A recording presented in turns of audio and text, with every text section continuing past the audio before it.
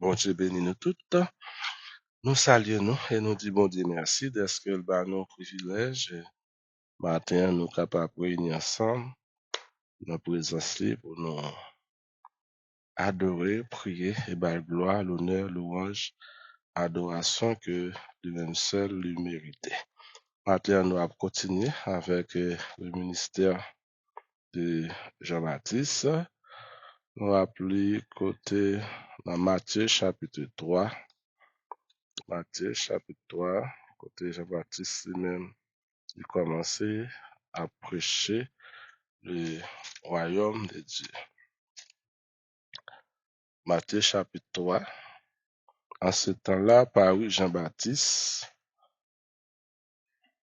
prêchant dans le désert de Judée. Il disait, repentez-vous, car le royaume de Dieu, le royaume des cieux est proche.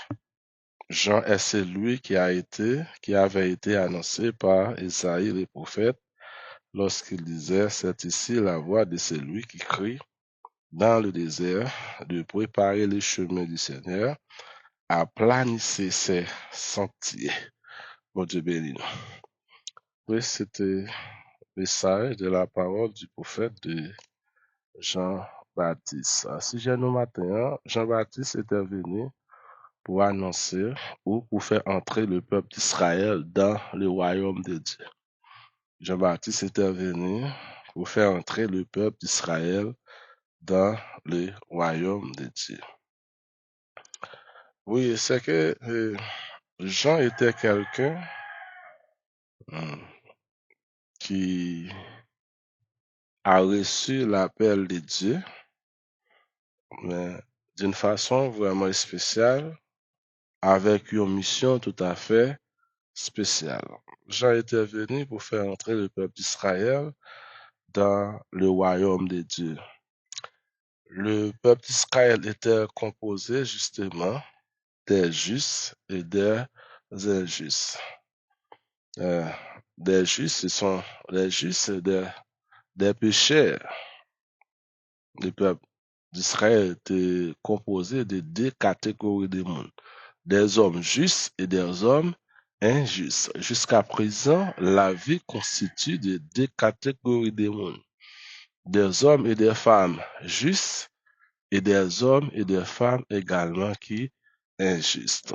Mais souvent, nous considérons ceux-là qui injustes, ce sont ceux-là qui peuvent recevoir appel de Dieu, monde qui part dans le chemin de la lumière, monde qui peut recevoir l'appel de Dieu, qui peut confesser Jésus-Christ comme Seigneur. Nous considérons aujourd'hui comme des injustes, et des justes, c'est ceux-là qui déjà reconnaissent Jésus-Christ comme Seigneur. Eh bien, à l'époque des gens, bien avant même l'époque de Jean, le peuple d'Israël était composé des justes et des injustes. Par contre, il y avait beaucoup de gens qui étaient égarés loin de la voie de Dieu. Beaucoup de personnes, ont été égarés de la voie de Dieu. Des Juifs ont été égarés de la voie de Dieu. Eh bien, Jean-Baptiste a eu une mission. Jean-Baptiste, c'est pour être capable de venir pour redresser trajectoire le peuple d'Israël, surtout si là qui était viré d'eau par parole de Dieu, qui était devenu injuste avec la loi de Moïse. Il avait le peuple d'Israël, il avait des publicains et des prostituées et des gens de mauvaise vie. Même gens, tout comme je dis, nous avons des publicains parmi nous, nous avons des gens de mauvaise vie, nous avons des prostituées, nous avons d'autres encore, tant d'autres, nous avons cité pas ça. Ce sont des gens que nous reconnaissons de mauvaise vie depuis en l'air parce que vie moun sa yo à vivre c'est désagréable. Garçon à garçon, femme à femme, c'est des personnes injustes, des personnes la vie yo pas faire bon Dieu plaisir. Eh bien, dans le peuple d'Israël à l'époque déjà, te gagné style de moun sa yo. Par conséquent, on avait le sentiment que le peuple d'Israël était loin de la voie de Dieu. et qu'il fallait une réforme spirituelle. Par contre, le peuple d'Israël qui était contribué, constitué de tout le monde, ça, il était loin de la voix de Dieu. Par contre, il fallait que tu aies un monde qui était pour venir, pour parler avec eux, pour être capable de retourner ou bien récupérer encore le, la vie spirituelle, une réforme spirituelle. Et Jean est intervenu pour faire cette réforme spirituelle, ça, pour ramener le peuple d'Israël vers Dieu. Et cette réforme doit passer par la repentance. Réforme ça, il doit passer par la repentance. Parce que la vie moun yo pas agréable, la vie moun yo pas fait bon Dieu plaisir, eh bien, pour yo retrouver le chemin de Dieu, il fallait que yo passe par la repentance. Par là, frère Maxime, yo, nous connaissons la repentance, c'est le chemin qui mène le monde à bon Dieu. C'est chaque jour, nous besoin repentir, regret, péché nous yo, chaque jour nous fait bagay qui mal, bagay qui pas fait bon Dieu plaisir, eh bien nous besoin repentir également action ça yo pour situer ça yo t'a fait ya, eh bien yo te besoin yon monde qui te pour ramener yo sur chemin pour être capable de retourner vers jeune bon Dieu. Et nous bon Dieu te utilisé Jean-Baptiste dans la période ça avec un message de la repentance. Pour cette raison, le peuple d'Israël devait passer justement à cette fête qui est le fait de la repentance. En parlant de, de la réforme de la repentance qui est capable de conduire le peuple d'Israël. Nous, Jean-Baptiste, c'était un réformateur qui était venu pour le capable de ramener le peuple d'Israël, faire peuple là qui était péché, pour le capable de rejoindre le chemin. Bon Dieu encore, car, oui, nous disons en parlant de la réforme, nous ça nous fait penser également avec la réforme des maternitaires. La réforme des maternitaires qui lui-même a voulu changer la situation après avoir fait une analyse profonde de cette époque. Il y a environ 500 années de cela, Martin Luther qui vient avec la réforme protestante parce que situation l'église était désagréable avec l'église catholique qui était maître et seigneur, mais qui t'a conduit le peuple de Dieu dans l'erreur, eh bien, Martin Luther a fait s'atteler la réforme protestante. Tout comme Jean-Baptiste était venu, il a fait la réforme pour la réforme de la repentance au milieu, au sein du peuple d'Israël. Et nous, le peuple d'Israël, normalement, en pile là répondre avec la réforme de la repentance que Jean-Baptiste a fait. Également, nous dit environ 500 années de cela, Martin Luther a fait la réforme protestante qui venait, qui changeait et en pile bagaille au milieu, au sein de l'église de Dieu. Mais Martin Luther, il est allé beaucoup plus loin. Oui, il dit, après avoir fait une analyse profonde de l'époque, bon, bien avant Martin Luther, il y avait des réformes comme celui de Jean-Baptiste. Avant même Martin Luther, Jean-Baptiste, c'était un réformateur qui a fait la réforme de la réforme de la repentance. C'est pourquoi Martin Luther a déclaré l'Église doit être toujours réformée. Amen.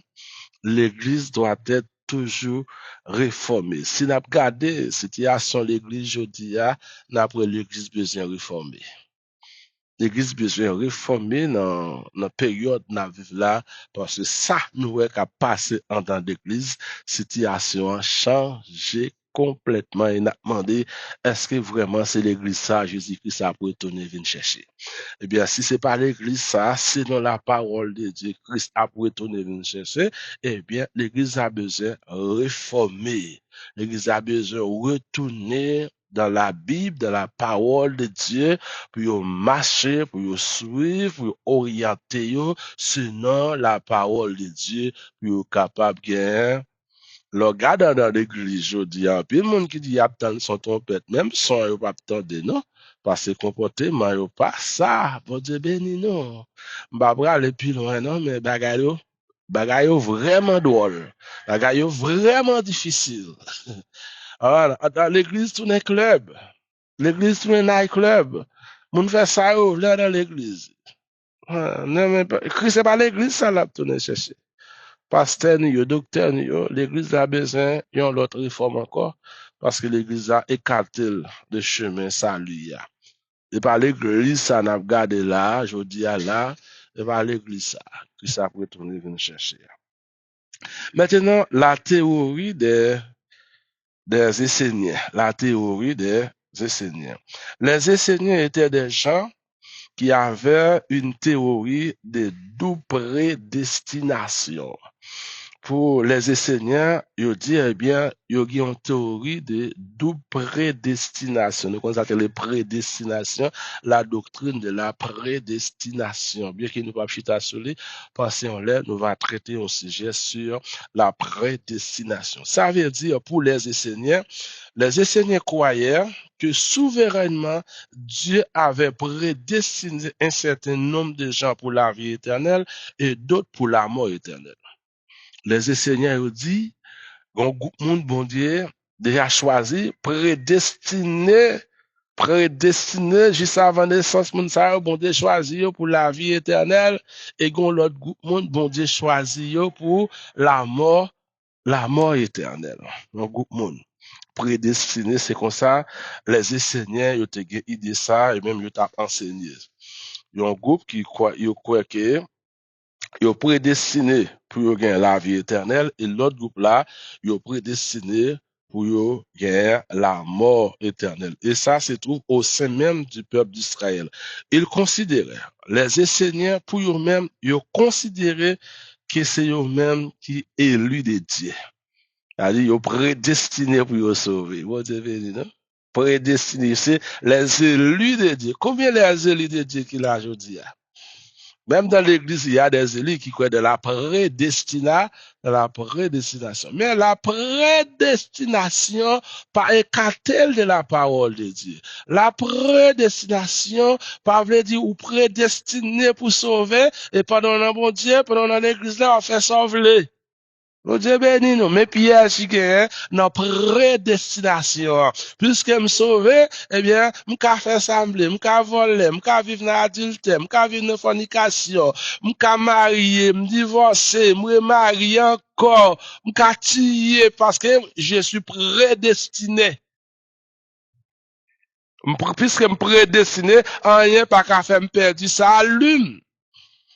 Mais si la prédestination était tout à fait réelle, mais pour qui ça Judas a perdu sa vie? Judas était disciple de Jésus. Hein? Judas était disciple de Jésus. Mais Judas sauvé? Non, Judas pas sauvé. Hein? Judas pas sauvé. Dernièrement, dans un pasteur qui a fait râler, il dit que Salomon perdu.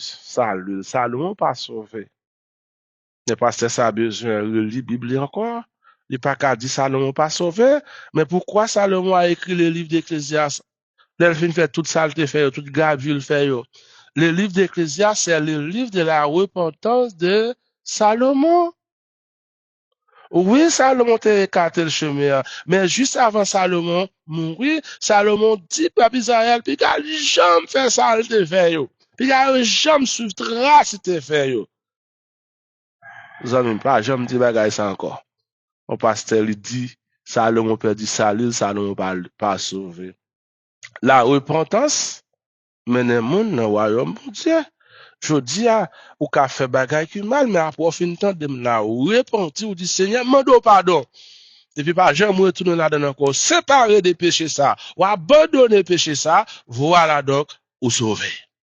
Mais, ou pas sauver, l'on fin sauver, comme si, ou fin accepter Jésus-Christ, qu'on y a un diplôme la vie éternelle. Non, après ça, marcher fait sauver. Non. En ce sens, nous pas croire dans la doctrine de la prédestination. Comme les enseignants, ils pensaient que eux-mêmes, c'était les élus de Dieu. Alors, il considérait qu'il était les élus de Dieu.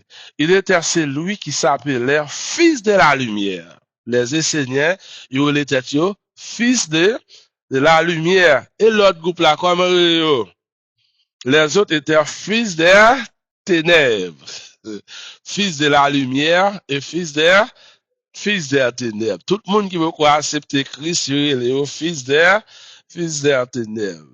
C'est comme ça pour les Esséniens, ils ont pensé ça. Mais, si quelqu'un si quelqu'un était fils des ténèbres, ça veut dire il était un pécheur. Amen. Soulignez-moi ça, pécheur. Si quelqu'un était fils des ténèbres, ça veut dire il était un pécheur. Il était un publicain. Il était un prostitué. Il n'y avait aucun espoir pour ce type de gens, ce type de personnes d'entrer dans le royaume de Dieu en tant que pécheur. Mais les Esséniens, ils sont fils de lumière, les élus de Dieu, ils même ils pas pécheurs. Par conséquent, ils considérés comme étant des gens qui prédestinés pour le royaume de Dieu.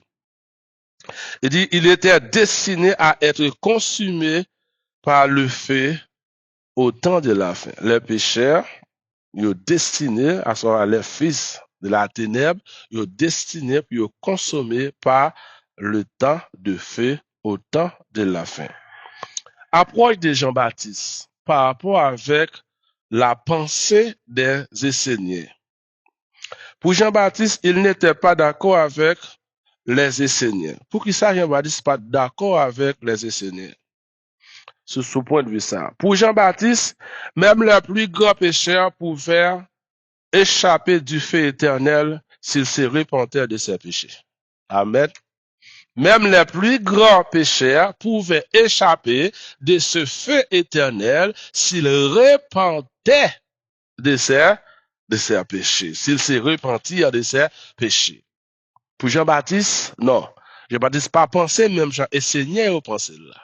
Pour Jean-Baptiste, prostituer à caguer la vie. Massissi à caguer la vie. Deux femmes qui vivent ensemble caguer la vie. Moun capture moun caguer la vie s'il repentit de péché. Amen. Quel que soit même moun qui a fait bagay qui mal jodi a, yo caguer la vie s'il repentit de péché. L'idée de Jean-Baptiste était complètement différente par rapport avec les idées des Esséniens.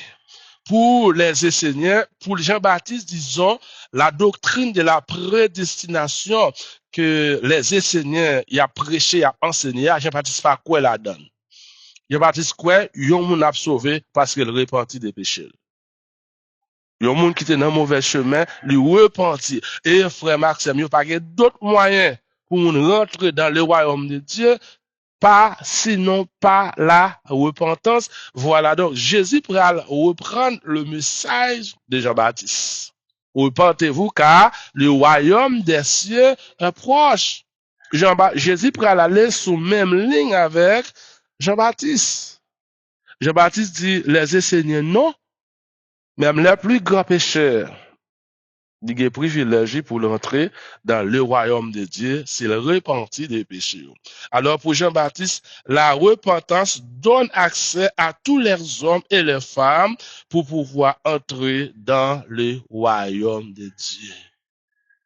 La repentance donne accès à tout homme et femme pour être capable de rentrer dans le royaume de Dieu. Alors, le privilège du royaume de Dieu, le privilège du royaume de Dieu. Alors, Jésus dit dans Matthieu chapitre 6, verset 33, dans le sermon sur la montagne, cherchez premièrement le royaume et la justice de Dieu. Avant toute bagarre, nous avons besoin de chercher le royaume de Dieu. Ça montre que Jésus a accordé un privilège tout à fait spécial, tout comme Jean-Baptiste a accordé un privilège tout à fait spécial avec le royaume de Dieu. Le privilège du royaume de Dieu était réservé à quelques élus, quelques privilégiés, voilà? Quelques élus, tout comme les Esséniens pensaient. Tout le monde n'a pas accès avec le royaume de Dieu. Et voilà, Jean-Baptiste n'était pas un enseignant, Vous comprenez? Beaucoup de gens, en pile monde dit, ils dit Jean-Baptiste, c'était un Seigneur, mais non, le message de Jean-Baptiste est complètement différent avec le message de Seigneur. Alors, alors, le privilège du royaume de Dieu était réservé à quelques privilégiés ou quelques élus.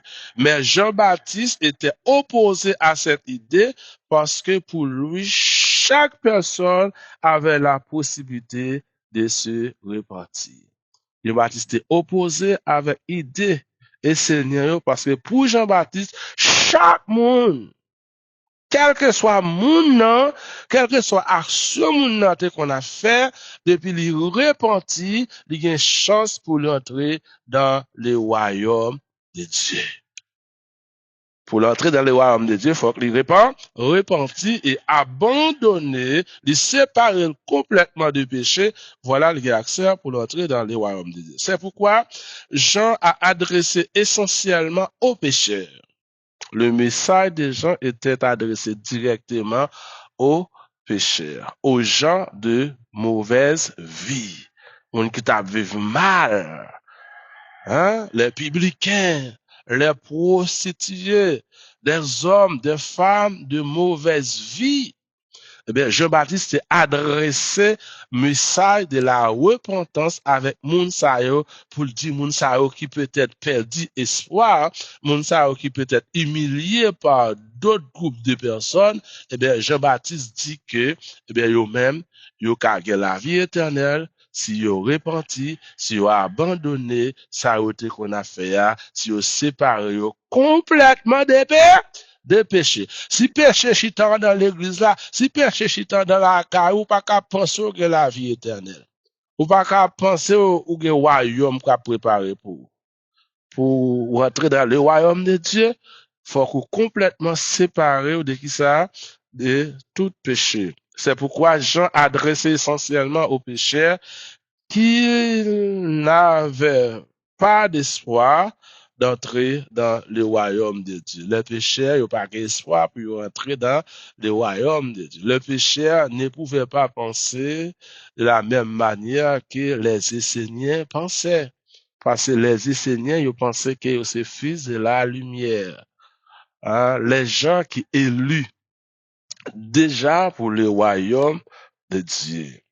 Les Classidim également étaient des gens qui opposaient avec le message des Esséniens, qui croyaient autrement. Les Classidim ou les Hassidim, ils pensaient différent, presque de la même manière que Jean. Ils pensaient pour un monde qui a accès, pour l'entrer dans le royaume de Dieu, faut qu'on s'en repentir. Je dis à nous-mêmes tout également, nous pensons même Jean avec Jean, parce que pour un monde qui a la vie éternelle, pour un monde rentrer dans le royaume de Dieu, pour qu'on visa pour le royaume de Dieu, faut que depuis aujourd'hui ou repentir. Et repentir ou séparer complètement de péché, et voilà, vous avez accès pour entrer dans le royaume de Dieu. Mais pas prédestiné pour entrer dans le royaume de Dieu. Alors, l'un des rôles du Messie, un rôle Messie, nous parlons maintenant. Le Messie, nous connaissons, c'est Jésus. L'un des rôles du Messie, puis que nous beaucoup arriver dans le ministère de Jésus, nous parlons ça. Le Messie était un rassembleur. Il rassemble avant tout le peuple d'Israël qui était en exil. Nous constatons un rassembleur. Jésus était un rassembleur.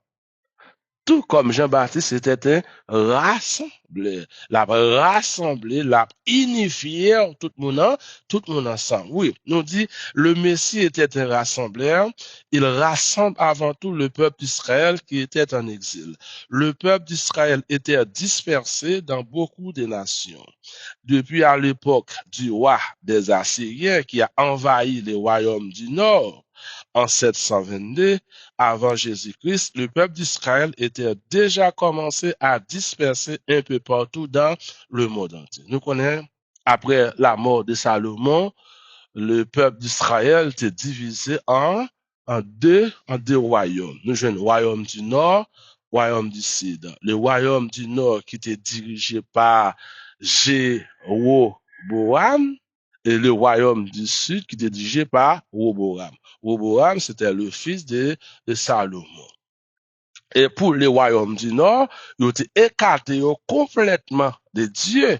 Et vu qu'ils ont été écartés complètement de Dieu, ils ont même c'était Wongan, ils ont été connus, ils ont été virés d'eau directement. Et nous, comme conséquence, c'est ça, bon Dieu te fait. Bon Dieu te permet en 722, les Assyriens te paraissent, ils ont été fait ça, la dispersion des 10 tribus, parce que les royaumes du Nord étaient composés des 10 tribus. Eh bien, les Assyriens étaient dispersés un peu partout dans le monde entier. Et le roi assyrien, à cette époque, qui ça allait faire? Il était prendre l'autre nation pour envahir territoire ça. Et quelques années plus tard, nous pourrons joindre le royaume du sud qui pourra subir presque même conséquence là, lorsque en 609 et en 606, le roi Nebuchadnezzar apparaît, qui ça le fait?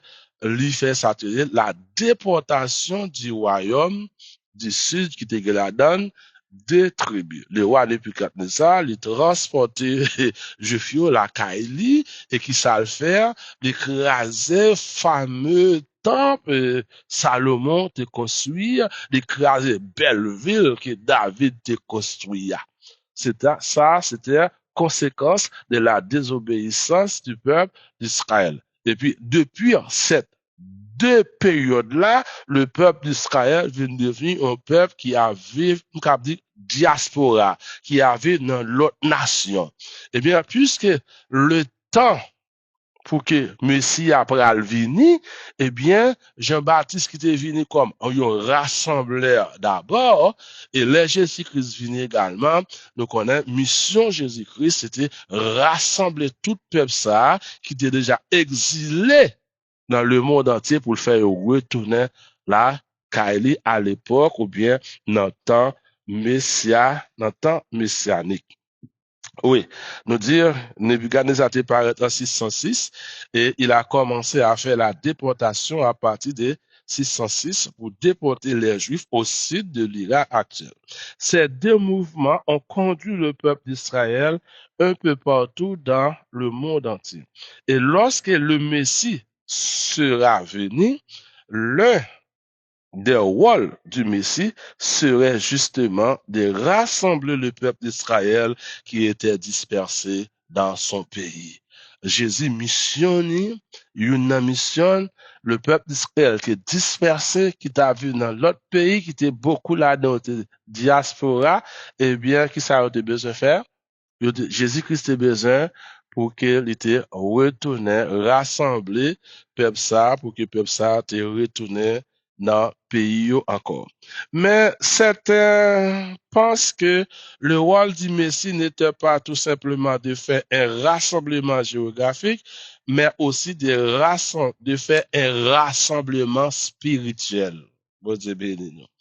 Rôle Messia, c'est pas pour te rassembler le peuple là seulement la caillou, mais il te gagne pour te faire un rassemblement spirituel, rassembler le peuple d'Israël spirituellement. Rassembler les brebis perdues de la maison d'Israël à Dieu. C'était aussi le rôle du précurseur, à savoir Jean-Baptiste, qui était sous l'esprit de lui, qui devait ramener le cœur des enfants vers le Père, et lequel le Père vers les enfants, de peur que le pays d'Israël ne soit pas frappé par interdit. Ok, c'était mission Jean-Baptiste également pour que il était capable de rassembler le peuple d'Israël dans le pays yo, pour que bon Dieu pas capable pour pays ça pas capable de tuer. Et n'a dit depuis bon Dieu fin by Abraham territoire ça, eh bien peuple Israël toujours a subi des conséquences pour ce territoire ça, pour ce qualité ça. Jusqu'à présent toujours une bataille. Bon Dieu béni, toujours une bataille. Nous joignons en 722 qui ça les Assyriens te fait, en 606 nous qui ça Nebuchadnezzar te fait, et nous en 70 après la mort et la résurrection de Jésus qui ça les Romains te fait, eh bien, ils ont dispersé le peuple d'Israël un peu partout dans le monde entier. Jusqu'à 1882, le peuple d'Israël te retourné la caillou, mais retourner la caillou, ils n'ont pas encore gagné au territoire. Ils étaient obligés d'attendre jusqu'à 1948 pour te gagner l'autre État. Eh bien, nous capables de dire de 1948 à aujourd'hui, c'est vrai, peuple Israël yo vin une nation moderne, yo gen un état tout neuf, mais yo toujours dans problème. Yo toujours dans tracas. À l'heure actuelle, n'a parlé là, peuple Israël, dans la guerre. Eh bien, une mission Jésus, c'est pour le rassembler le peuple d'Israël là, la caille, et pas oublier, l'apôtre Jean dit nous, dans le livre de l'Apocalypse. Nous, les autres nations, nous aurons à monter à Jérusalem pour adorer mon Dieu, parce que Jérusalem sera la capitale du monde. Là, Jésus pourra siéger dans le royaume millénaire. Là. Merci, nous étions là pour matin. Nous c'était, bon Dieu, capable de bénir nous tous. Seigneur, nous nous merci, nous bon gloire, nous bas honneur, louange, adoration comme même seul ou mérité. Merci pour grâce, merci pour faveur, et merci Seigneur, parce que vous faites nos grâces. Nous pas penser que nous prédestinés pour nous sauver, mais nous quoi nous sauver, parce que nous repentis, nous abandonner Seigneur, péché nous séparer complètement des péchés, et chaque jour, nous marcher avec vous Seigneur, dans la lumière, ou même que c'est chemin, ou même que c'est lumière qui a les chemin nous, pour nous ouais côté n'a mettre pied nous. N'a demandé va bénir serviteur, va bénir servante yo, permettre que yo va passer une belle et agréable journée en bas protection de grâce. Nous prions dans le nom de Jésus.